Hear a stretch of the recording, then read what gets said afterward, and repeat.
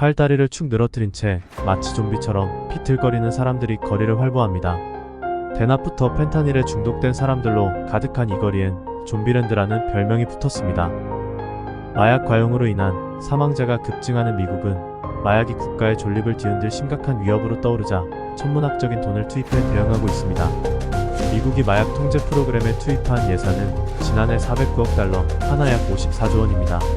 서울시 안의 예산보다 훨씬 많은 돈을 마약 퇴치를 위해 쏟아붓는데도 이미 곳곳에 침투한 마약이 통제 불가능한 수준으로 계속 번지는 상황입니다. 마약이 빠르게 확산 중인 한국 역시 초기 대응에 실패할 경우 미국처럼 막대한 비용을 투입하더라도 사회 붕괴를 막지 못하는 마약의 늪에 빠질 수 있습니다. 우리나라도 미국과 같은 좀비랜드가 될 수 있다는 생각해보신 적 있나요? 미국은 최근 들어 좀비 마약이라 불리는 펜타닐로 몸살을 앓고 있습니다. 지난 2021년 미국의 18세부터 49세까지의 연령대 사망 원인 1위로 꼽힌 이 펜타닐의 공급처로 중국이 지목되면서 미국은 국경을 초월한 마약과의 전쟁을 벌이고 있습니다.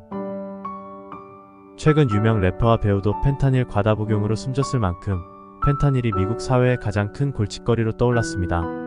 미국 청년층 사망 원인 1위로 연간 7만 명 넘는 미국인의 목숨을 앗아갔는데 이는 총격 사건으로 인한 사망자보다 3배 이상 많은 수치입니다. 약 7분에 1명씩 미국의 청년들이 펜타닐 과다 복용으로 죽어가고 있습니다. 원래 말기암 환자용 진통제로 개발된 펜타닐은 강력한 중독성을 지녔으며 저렴한 가격으로 생산이 가능합니다. 뉴욕 포함 21개 주에서 대마가 합법화된 미국에선 더 강한 마약을 찾는 사람이 늘면서 펜타닐이 순식간에 퍼져나가고 있습니다. 펜타닐의 효능은 모르핀의 80배, 헤로인의 100배에 달하며 미국 제약회사 얀센을 창업한 파울 얀센이 1959년 처음으로 만들어냈습니다. 펜타닐은 100% 인공화학 물질로 만들어집니다. 비교적 제조가 쉽고 가격이 저렴한 펜타닐은 멕시코에서 대부분 제조되어 미국으로 밀반입이 되고 있습니다. 미국 마약 단속국이 올해 압수한 펜타닐은 알약 5,600만 정과 가루 1만 파운드에 달하며 마약 단속 국장은 이 정도 양이면 미국 인구 전체를 죽일 수 있고 미국 어디에나 펜타닐이 있고 누구나 구하기 쉬우며 대도시에서 시골까지 어떤 곳도 이 독으로부터 안전하지 않다고 말했습니다. 노스캐롤라이나 보건복지부 소속 테리 브라운 씨는 펜타닐 2mg이 성인 치사량이라고 말합니다. 2mg은 보시다시피 족살의 무게보다 작은 양이며 펜타닐은 흑소량만 사용하더라도 성인이 사망할 수 있는 매우 위험한 맹독성 약물입니다. 펜타닐의 흑소량만 노출되어도 죽을 수 있다는 것을 국민들에게 알리기 위해 미국 경찰이 공개한 영상입니다. 이 영상을 보시면 펜타닐이 얼마나 위험한 약물인지 알 수 있을 겁니다. 펜타닐 불법 거래 현장 단속 중 범인의 차량에 있던 극소량의 펜타닐이 경찰관의 호흡기로 들어가 경찰은 자신도 모르게 의식을 잃고 쓰러져 있습니다.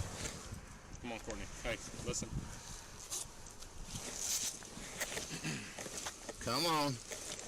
Come on. Courtney, get an Are you moving? get an There ambulance you go. bag. Get an You ambulance good? bag. We good? You're good, Courtney. You're good. She's breathing. Hey, stay with me, okay? You have a headache. Breathe. Breathe. Fun, right? Hey, Did you hit her with both? I know. I know. Did you give her two? I gave her both. Okay. No, yep. That's Yep. fine. Oh, Watch out, Ryan. roll for it. 앞서 보신 영상보다 훨씬 심각한 상황입니다. 결국 경찰관은 구급대가 출동해 급히 병원으로 이송되었습니다. 다행히 병원에 도착한 후 의식이 돌아왔다고 합니다.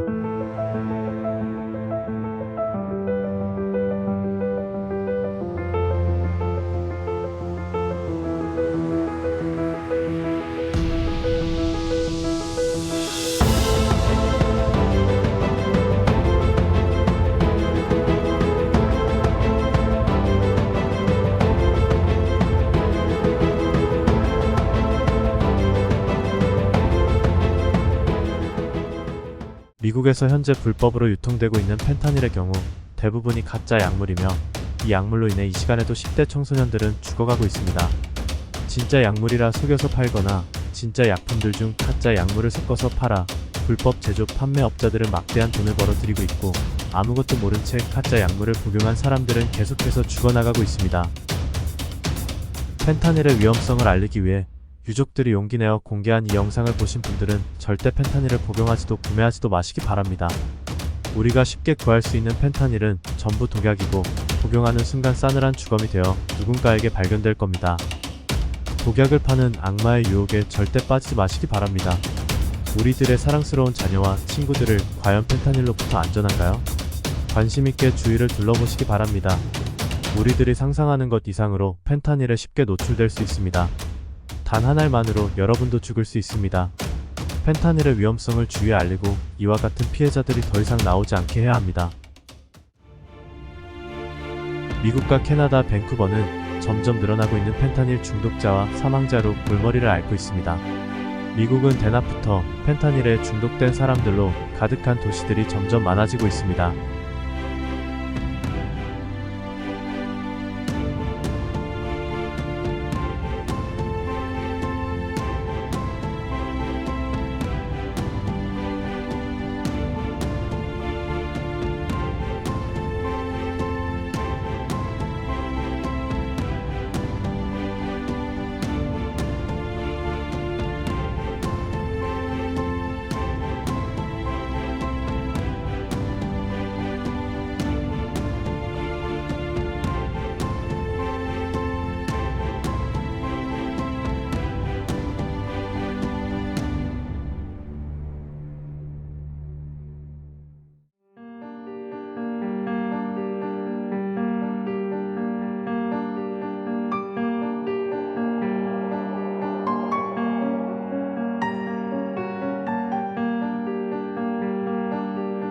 미국 필라델피아는 미국에서 5번째로 큰 도시로 한때 미국의 각종 최초 타이틀을 대부분 가지고 있을 정도로 번화한 도시였습니다.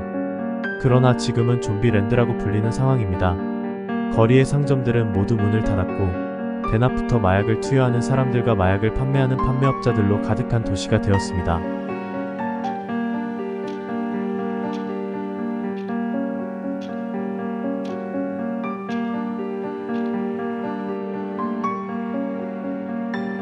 우리들에게 잘 알려진 이름 할리우드대로에 한 사람이 좀비처럼 서 있습니다. 길을 지나가는 미국 시민들에게는 흔한 일상인가 봅니다. 아무렇지도 않은 듯 각자가 가던 길을 갑니다.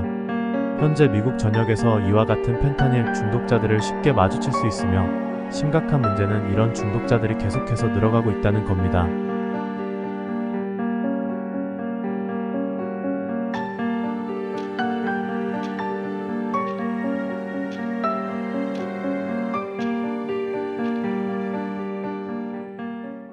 캐나다 동남부의 브리티시 컬럼비아주가 2023년 1월 31일부터 헤로인 등 제한된 양의 마약 소지를 합법화하면서 마약 중독자들이 거리낌 없이 밴쿠버 거리를 활보하고 있습니다. 성인의 경우 헤로인이나 펜타닐, 코카인, 메탄페타민 또는 엑스터시와 같은 마약류를 2.5g까지 소지할 수 있습니다. 인구 500만 명의 캐나다 BC주는 불법 마약 남용으로 사망자가 급증하고 있고 매일 평균 6명꼴로 사망자가 발생하고 있습니다. 밴쿠버 거리의 뒷골목에는 후드티를 둘러쓴 남성들이 헤로인이 든 주사기 바늘을 자신의 팔뚝에 꽂아 넣거나 담요를 둘러쓴 여성들이 임시로 마련된 텐트 안에서 토치로 코카인 덩어리를 녹여 연기를 흡입하는 장면을 흔히 볼 수 있습니다. 현지인들은 이 거리를 지옥이라고 표현하지만 순찰하는 경찰은 무심한 듯 지나치거나 마약 과다 복용 등 유사시 도움을 청할 시설이나 기관 정보가 적힌 카드만을 나눠주고 있습니다. 펜타닐과 마약에 중독되었던 사람들이 말하는 우리나라의 현재 상황과 마약의 위험에 관한 인터뷰 영상을 보시면 우리나라도 마약으로부터 안전하지 않다는 것을 아실 수 있습니다. 솔직히 그냥 인터넷 검색만 하면은 지금 너무 쉽게 구할 수 있거든요. 텔레그램에서 제대로 된 판매자만 찾잖아요. 그러면 지금부터 저는 1시간 안에 클럽에 있는 사람이 100명이라고 치면은 90명은 약쟁이라고 생각해요. 그 중에 25명 정도는 딜러예요. 그만큼 지금 마약이 대중화가 되어 있고 클럽 MD라고 하죠. 약을 주고 팔아요. 클럽에도 그만큼 퍼져 있고 클럽뿐만이겠어요. 지금 저는 제 주변 사람들도 그렇게 퍼져 있는데 옆집 아들도 혹시 할지도 모르고 너무도 지금 퍼져 있기 때문에. 래퍼 선배의 권유로 펜타닐을 접하게 된 래퍼 사츠키의 이야기 들어보시죠. 하게 된 거예요. 날짜를 정확히 기억해. 2019년 12월에 페인킬러야.